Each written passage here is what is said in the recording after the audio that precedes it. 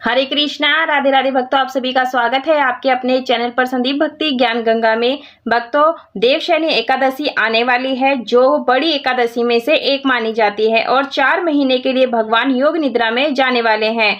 तो कौन से ऐसे कार्य हैं जो कि हमें इन दिनों नहीं करने हैं, और बहुत सी ऐसी जानकारियां हैं जो आपको इस वीडियो में मिलने वाली है। और देवशयनी एकादशी की पूजा भी हम जानेंगे।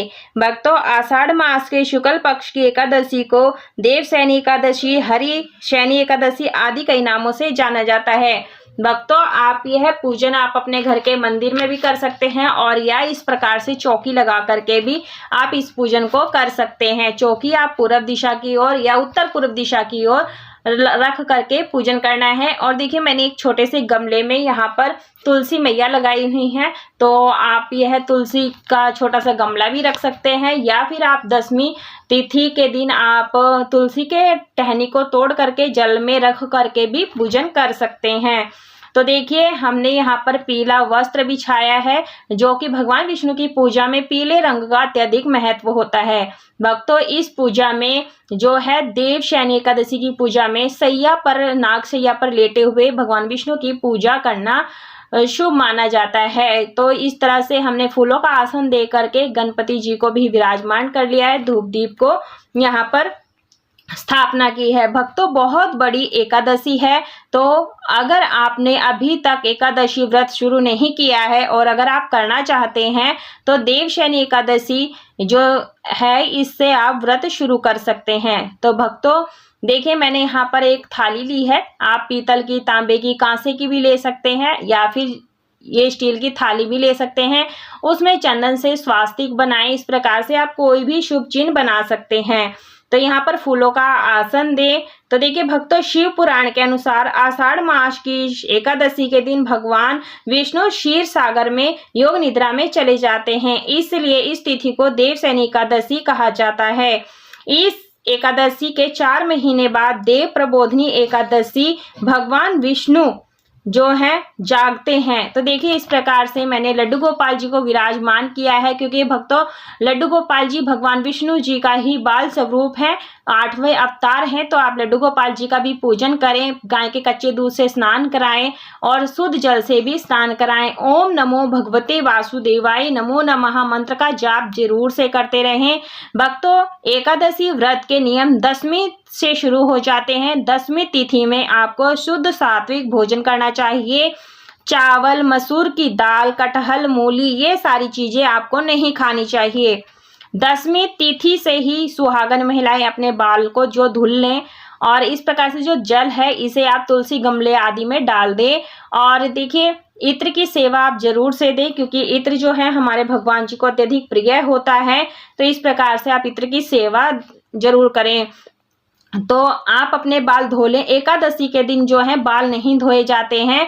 और यहाँ पर मैंने हल्की पोशाक पहनाई है, क्योंकि गर्मियाँ बहुत है, तो इस तरह से मैंने हल्की हल्की ज्वेलरी वगैरह पहना दी है इस प्रकार से। और मैंने विग नहीं लगाया है, मुकुट लगा दिया है। तो इस प्रकार से हमारे बाबू तैयार हो गए हैं, पोशाक पहन लिए, बांसुरी दे दिए साथ में। तो इस प्रकार से जो है हमने लड्डू बाबू को तैयार किया है। तो देखिए, जो प्रबोधनी एकादशी पर भगवान विष्णु जागते हैं, 4 माह की अवधि को चतुर्मास कहा जाता है। इस दौरान कोई भी शुभ व मांगलिक कार्य नहीं किए जाते हैं। तो इस तरह से हमें हाथ में पुष्प लेना है और थोड़ा सा तिल लेकर के सभी चीज़ों को, जैसे कि भगवान को आवाहन करेंगे और प्रार्थना करेंगे कि आप आइए हमारी चौकी पर विराजमान हो जाएं और अपनी पूजा करने का सौभाग्य हमें प्रदान करें। तो ऐसे हमें प्रार्थना करनी है। भक्तों, एकादशी का व्रत करने से हमारे जो भगवान प्रसन्न होते हैं। तो जल, गंगा जल मिला करके हम यहाँ पर शुद्धिकरण कर लेंगे, पवित्रीकरण कर लेंगे। तो देखिए भक्तों, ईश्वर की कृपा हमें मिलती है और साथ में हमें पितरों की कृपा हमारे घर परिवार पर बनी रहती है। स्नान कराने के बाद में हम यहाँ पर जनेऊ समर्पित कर देंगे सभी को। तो देखिए भक्तों, उनके आशीर्वाद से हमारे घर में वंश वृद्धि और हमारा जो घर परिवार है फलता फूलता है, भाग्य में उन्नति, समाज में मान सम्मान मिलता है। तो देखिए, वस्त्र रूपी हम यहाँ पर कलावा समर्पित कर देंगे। भक्तों, सृष्टि के संचालक भगवान विष्णु इस तिथि से 4 महीने के लिए योग निद्रा में चले जाते हैं। चंदन रोली से हम यहाँ टीका करेंगे। भगवान विष्णु जी को चंदन से टीका करेंगे। और भक्तों, आज के दिन हमें शिव जी का अभिषेक पूजन जरूर से करना चाहिए। तो देखिए, फोटो में शिव जी दिए हुए हैं, तो मैं फोटो में ही शिव जी का पूजन कर लूंगी। और क्योंकि देखिए, आज से जो हमारे भगवान विष्णु हैं क्षीर सागर में योग निद्रा में चले जाएंगे। सृष्टि का जो भी कार्यभार है वो भगवान शिव संभालते हैं। तो आप शिव जी का अभिषेक पूजन जरूर से करें। यदि आपके घर में शिवलिंग है तो आप उनका अभिषेक पूजन जरूर करें, नहीं तो आप शिवालय में जा करके भी आप उनका पूरे महीने आप शिवलिंग का पूजन करें। तो इस प्रकार से हम यहाँ पर तीली समर्पित कर देंगे। और देखिए, तुलसी मैया का भी हम पूजन साथ में ही करते चल रहे हैं, क्योंकि एकादशी के दिन जो है तुलसी माता में जल नहीं चढ़ाया जाता है, बस दूर से ही पूजन कर लिया जाता है। तो मैं यहाँ पर चंदन रोली से टीका करके अक्षत यानी तीली अर्पित कर देंगे। गणपति जी को हम यहाँ पर गुलाब का फूल, दुर्वा, जो भी आपके पास फूल हो लाल पीले, वो आप समर्पित कर देंगे। तो देखिए, इस प्रकार से हमें पूजन करना है। यदि आपके घर में शिवलिंग है तो आप उनकी पूजा जरूर से करें। भक्तों, इस एकादशी का व्रत सभी व्रतों में बड़ा बताया गया है। व्रतों को राजा कहा है।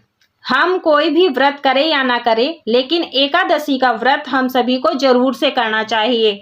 तो देखिए, हमने यहाँ पर पीले रंग के फूल सभी को समर्पित कर दिए हैं और तुलसी मंजरी सहित हम भगवान को समर्पित करेंगे। तो इस तरह से माता महालक्ष्मी जी भी प्रसन्न होती हैं और जो भी फूल है वो आप जरूर से अर्पित करें। भक्तों, इस दिन कोई भी शुभ मांगलिक कार्य नहीं किए जाते हैं। शास्त्रों में बताया गया है कि देवशयनी एकादशी से सूर्य, चंद्रमा और प्रकृति के तेजस तत्व में कमी आ जाती है, जिसकी वजह से शुभ कार्यों का शुभ फल नहीं मिलता है। तो इस तरह से हमने गणपति जी का भोग प्रसाद अलग से रखा है और भगवान विष्णु जी को जल का भोग लगाएंगे, उसमें तुलसी पत्र जरूर से डालें। मैं यहाँ पर किशमिश का, मुनक्के का भोग लगा रही हूँ। आप जो भी भोग प्रसाद चढ़ाएं उसमें तुलसी पत्र जरूर से डालें। तिल का भोग आप जरूर से अर्पित करें। मान्यता है कि चातुर्मास में सभी तीर्थ ब्रज धाम आ जाते हैं। इस अवधि में ब्रज की यात्रा करना शुभ माना जाता है। इस एकादशी का व्रत करने से और भगवान विष्णु की पूजा अर्चना करने से सभी कष्ट दूर हो जाते हैं। और देखिए, हमने यहाँ पर ऋतु फल अर्पित किए हैं। आप केले का भोग प्रसाद भगवान विष्णु को जरूर अर्पित करें, क्योंकि केला जो भगवान विष्णु को अत्यधिक प्रिय होता है, तो आप जरूर से अर्पित करें। उसके बाद में धूप दीप यहाँ पर दिखा देंगे। और देखिए, एकादशी का व्रत करने से, भगवान विष्णु की पूजा करने से सभी कष्ट दूर होते हैं, धन धान्य की कमी नहीं होती है। साथ ही इस पवित्र तिथि पर दान पुण्य करने से भी सभी तरह के पापों से मुक्ति मिलती है। और जो इसका शुभ समय होता है और पारण किस समय करना है, उसका जो शुभ मुहूर्त है मैं आपको डिस्क्रिप्शन में डाल दूंगी, आप वहां जा करके देख सकते हैं शुभ समय, पूजा करने का समय। और उसके बाद में तीली और पुष्प लेकर के हमें देवशयनी एकादशी की व्रत कथा या कहानी को पढ़ना है, या विष्णु सहस्त्र नाम का पाठ कर सकते हैं, या ओम नमो भगवते वासुदेवाय नमो नमः तुलसी की माला से जाप कर सकते हैं। पाठ पूरा हो जाने के बाद में अक्षत पुष्प भगवान के चरणों में छोड़ देंगे और क्षमा प्रार्थना जरूर से मांग लेंगे। तो देखिए भक्तों, भगवान विष्णु का पूजन करने के बाद आप केले और पीपल वृक्ष की भी पूजा करें और अपने सामर्थ्य के अनुसार से दान पुण्य आपने जरूर से करना है। अंत में हमें करनी होती है कपूर से आरती, तो आप कपूर से आरती जरूर करें। भक्तों, एकादशी के दिन चावल खाना यानी कीड़े खाने के समान माना गया है। सूर्य देवता को जल अवश्य दें और सूर्य की पूजा के बिना हमारी जो भी पूजा होती है अधूरी होती है। इसके अलावा आप देवशयनी एकादशी पर भगवान को शयन कैसे कराना है, तो हम गृहस्थ जीवन में हैं, इसलिए हमें सिर्फ मानसिक रूप से प्रभु को शयन कराना है। तो आप यहाँ ओम नमो भगवते वासुदेवाय नमो नमः मंत्र का जाप करते हुए आरती उतार ले, आरती को शीतल कर ले, पवित्रीकरण कर ले, हाथ में जल लेकर के सभी चीजों को मिनस दे। तो देखिए, प्रभु से नित्य प्रार्थना करेंगे कि प्रभु अपने चरणों से हमें लगाए रखना, अपनी कृपा दृष्टि सदैव हम पर बनाए रखना। डेली हमें प्रतिदिन इसी तरह से भगवान का पूजन करना है। आप लड्डू गोपाल जी का, शालिग्राम जी का आप पूजन इसी प्रकार से करेंगे, तो इस तरह से माता महालक्ष्मी भी प्रसन्न होती हैं। तो भक्तों, अगर आपको पीरियड्स आदि आ जाते हैं तो आप अपने एकादशी के व्रत को छोड़े ना, और अगर घर में सूतक पातक लग जाता है तब भी आपने एकादशी का व्रत नहीं छोड़ना है, इस बात का ध्यान रखना है।